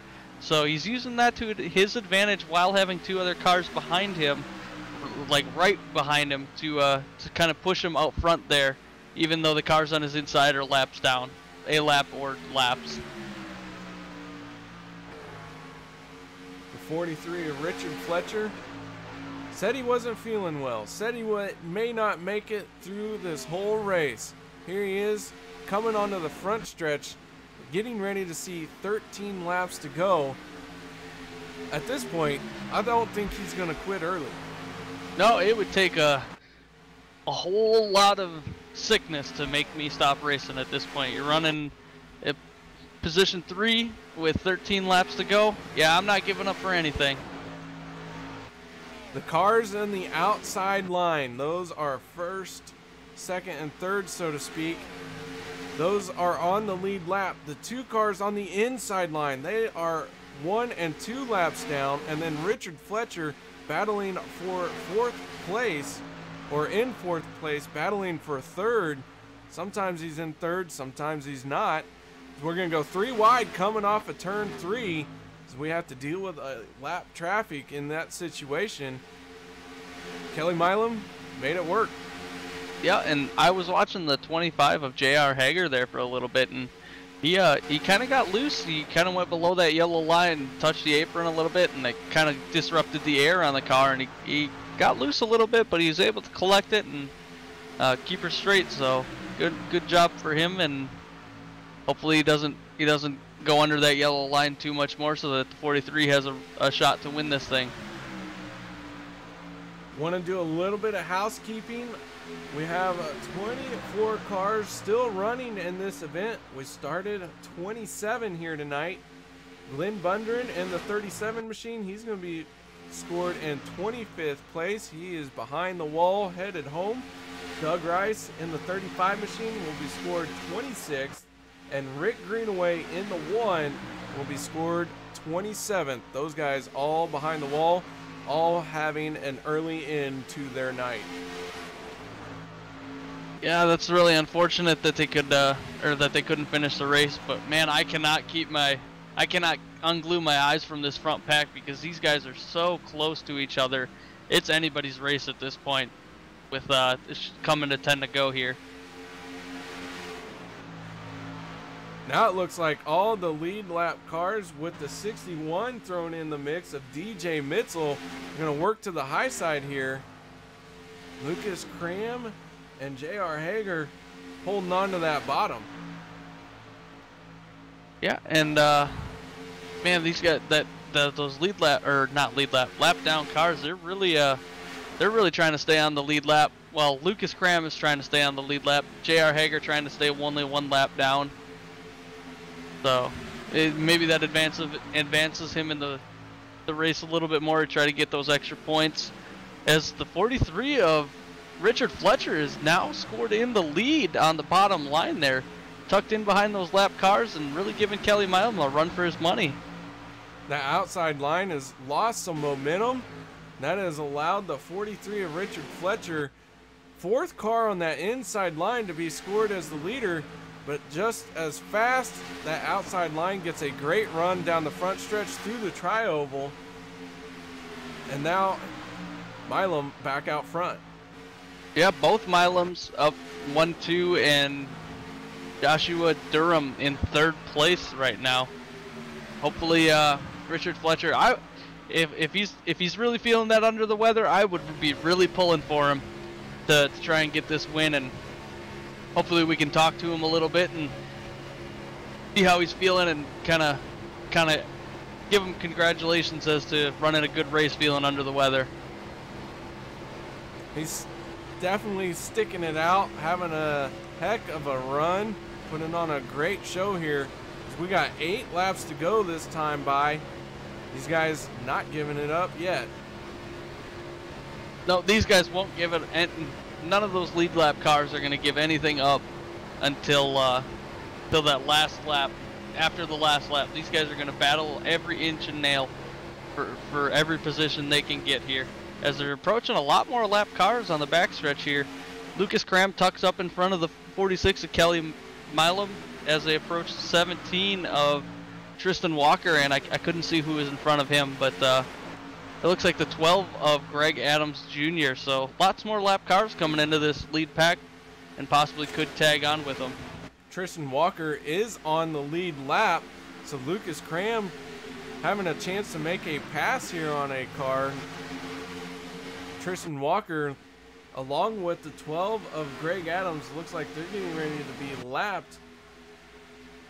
What's going to happen here? It looks like maybe Lucas Cram going to allow these guys on the inside of him. Now they're going to go 3 wide down the backstretch. Yeah, man, the last time we saw 3 wide like this, it ended up good, but a couple other times it didn't end so good. But it looks like it's going to end pretty clean this time, so Lucas Cram advancing a couple spots, scored in P9 right now. Big old knot of cars for our leader, Kelly Milam, that he is having to deal with. We're going to go 3 wide again through the tri-oval as our pole sitter, the 26 of Francois Pelletier, he's going to go another lap down. He is in 24th place, 4 laps down. After starting on the pole, having pretty much the race he didn't want to have here tonight. Yeah, he got tangled up in some incidents real early on, and it kind of set him back. He was running in the lead pack on that last green flag pit stop, but something must have happened to where he kind of got caught up in some traffic or something, to where now he is 2 laps down, I do believe. Yeah, 3 laps down. Scored in P24, so really unfortunate for him, as Kelly Milam is taking it down pit road. Along with Josh Milam, these two hitting pit road.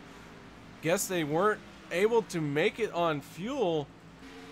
So that will give the lead to Richard Fletcher and Josh Durham and the 11 machine right behind him. So first and second place in the midst of cars trying to stay either on the lead lap or not lose another lap, as they're going to run side by side here.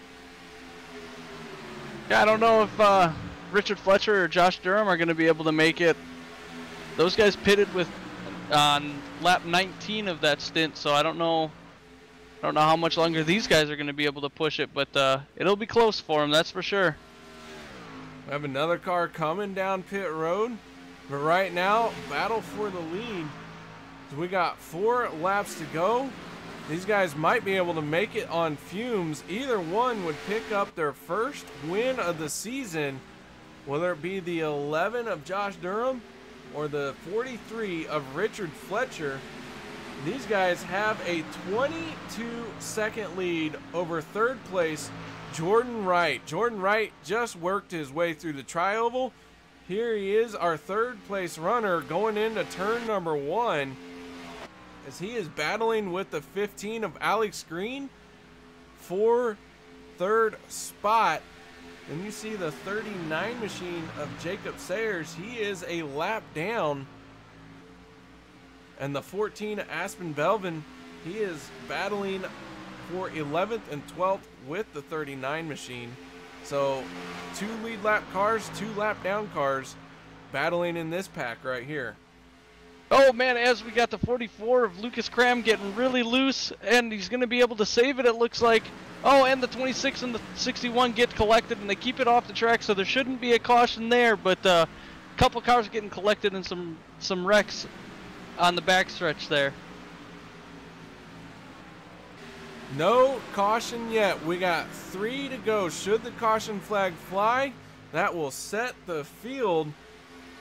Josh Durham in the 11 would be a very, very happy man if he saw that caution come out. So we're going to have 2 laps to go. Here comes Richard Fletcher in the 43. And meanwhile, in the back of the pack, or I should say in the back, something has happened to Jordan Wright in the 19 machine. He has disappeared. He has gone bye-bye. His internet has not allowed him to stay connected, as he's blinking very badly right now. Oh, and it just...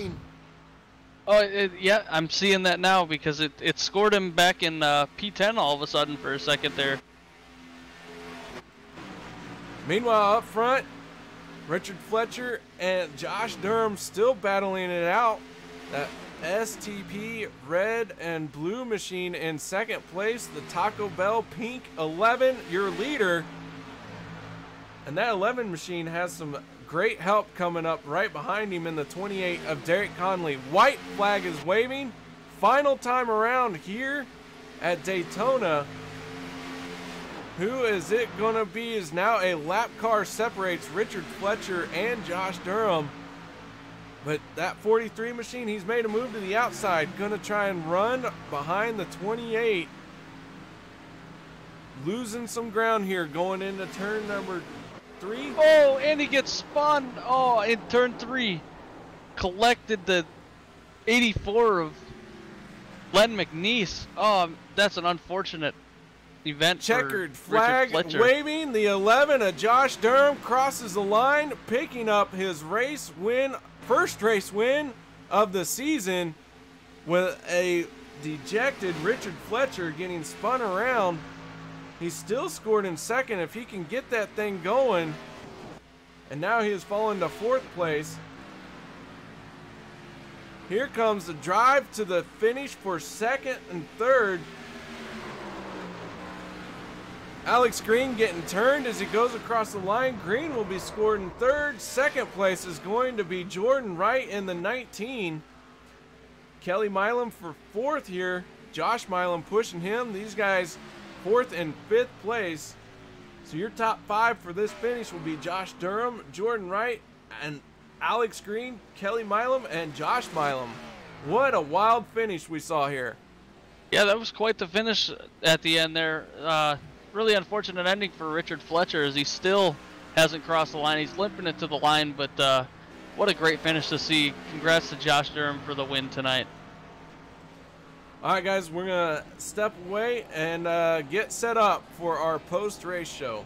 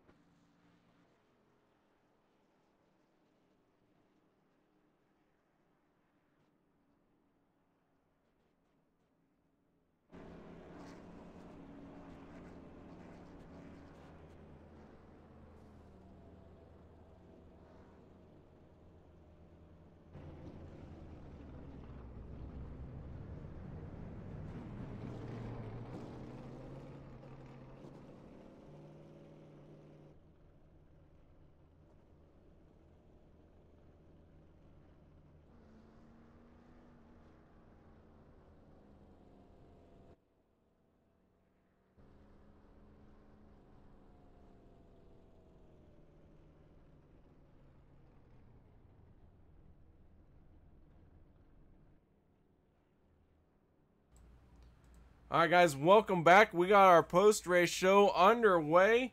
We got Alex Green in the booth with us.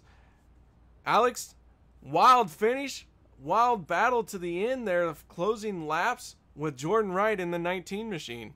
Tell us a little bit about your race, man. Oh, man, up and down race. You know, really had bad luck at the start. You know, lap 2 having to take that fast repair and another one on 12. Played it really conservatively, which isn't really my style the rest of the race. Got lucky in stage 3 and wasn't involved in that wreck that I'm still amazed was not a caution there on the apron. Kept it going, got with Cody Eldred, and you know, we just worked our way through the field. Pit crew had some good stops, and that was that was really fun. Cody got in the wall a little bit and gave me a little bit of damage, and Jordan was just a little bit faster on that top side. I went up to block him on that last lap there, and you know, I ended up coming down. I don't know what happened. I think Jacob got me, but it's all good. If I'm gonna get wrecked, I'm gonna get wrecked across the start-finish line. A good top 3 today for GOP. Man, oh man, what a great race and a solid sprint to the end. We saw several green flag pit stops happening. What kind of strategy were you out there with? The strategy that would you know, actually work for me, you know. Stage 1, I gambled and I took that wave around. That ended up working out for me. You know, I got that caution, so I think I was a little bit better on fuel than everybody else throughout that race, and I think just that one little bit of luck, you know, I found out about lap 93, 94, I was going to be good to the end, and I was just hoping everybody else was going to run out. All right, well, Alex, congratulations on your 3rd place finish. Anything that we missed? Any sponsors, thank yous you'd like to give? Oh yeah, I definitely want to thank everybody running who runs the league here, or you know, all the guys who run it, I should say. I want to thank, of course, my teammates, Cody, Rob, Rick. Had some bad luck today, but these guys, GOP's best group of guys to run with. I want to thank you guys for putting on the broadcast. I want to thank everybody watching. I got to catch a little bit of it, listen to a little bit of it with the Facebook and the Twitch stream. I think it went really well. Just above all, just thankful to be able to spend my Monday nights with this great group of guys. All right, that's Alex Green, our 3rd place finisher, giving his rendition of the race. Congratulations on 3rd place, but now it's time to move on to our 2nd place finisher, and that is Jordan Wright in the 19, and Randy Post is caught up with him. Yeah, I've caught up with him. Jordan, walk us through what you were thinking all race. Early on, we seen you get airborne, and it looked like you might have got discouraged for a little bit there, but you're able to finish with a 2nd place. Walk me through what the thought process was to get back up in the 2nd place. Well, I was lucky I got my pilot license here early on in the race, and then once that happened, I figured I better play it safe for a little bit and let more laps run out before I use another fast repair if I got into a crash. Then it was running well. I think I finished 8th, like at the end of both stages, and we were in the perfect position on lap 60, 61. Then once we got into that crash a little bit and got that damage, it just became a strategy and ran it like a road course. I counted backwards and figured out when I needed to pit and when I needed to use that fast repair. Right, so you kind of thought long term and not short term. You wanted to finish higher in the long run instead of trying to get those stage points, and it worked out for you. So taking that into consideration, how are you going to look forward for the rest of the season to try? I don't know if you've got a win and to get locked into the chase or not, or if you're in contention for the chase, but how are you going to take that forward in the season to make sure you have a run at the chase? I'm honestly looking at pointing my way in. If I win, that's great, but I want to be able to point my way in. Right now, I'm just out of the points and out of the chase once the drop weeks are counted, and so that's what really drove me to race this race today. All right, so you're going to take what happened today in consideration and try and move forward and point your way into the chase later on? Oh, yeah. And you can either chance it and win, like I was earlier on in the year, sitting back of the field the whole race till the third stage. But that's what got me into a hole right now. All right. We changed the strategy. All right. Well, is there any sponsors or shoutouts you'd like to give out while we still got you here? Yeah, this Omni Feed and Supply number 19 Chevrolet was fast, and I'd like to thank my teammates DJ Mitchell, Lucas Cram, JR, and that 3-wide motorsports team. All right. Well, that is the 19 of Jordan Wright in finishing in second place tonight, and I do believe KR has caught up with. Oh no, he's not able to catch up with the leader tonight. So I think that's it for tonight. That is it. So congratulations to our top 3 finishers. Unfortunately, we didn't get to talk to all of them as our race winner, Josh Durham, lost power. So we'll go ahead and wrap this up here tonight. Do a quick post-race interview with Josh Durham. Hey, Josh, how'd you do? I won the race. Congratulations. That's it for that. So moving on. Randy, before we get into the results, what are your final thoughts of tonight's race? I thought it was it started out, these guys were trying to feel each other out and how the track was going to treat each other, and towards the end I saw a lot of really good racing. I think these guys really ran well together tonight. That they did. And so for me, I thought we saw a lot of respect given. It was a bit of a rough start in stage number 1, but then these guys figured out what to do, how to drive their cars here in this Daytona track, and we ended up with some long green flag runs, a great and wild finish that saw guys hitting pit road with 5 laps to go. Crazy finish. So time to go through our results. Your race winner in the 11 machine was Josh Durham. Jordan Wright finishing 2nd, Alex Green 3rd, Kelly Milam 4th, and 5th place will be Josh Milam. Derek Conley finishing 28th. 7th goes to Richard Fletcher.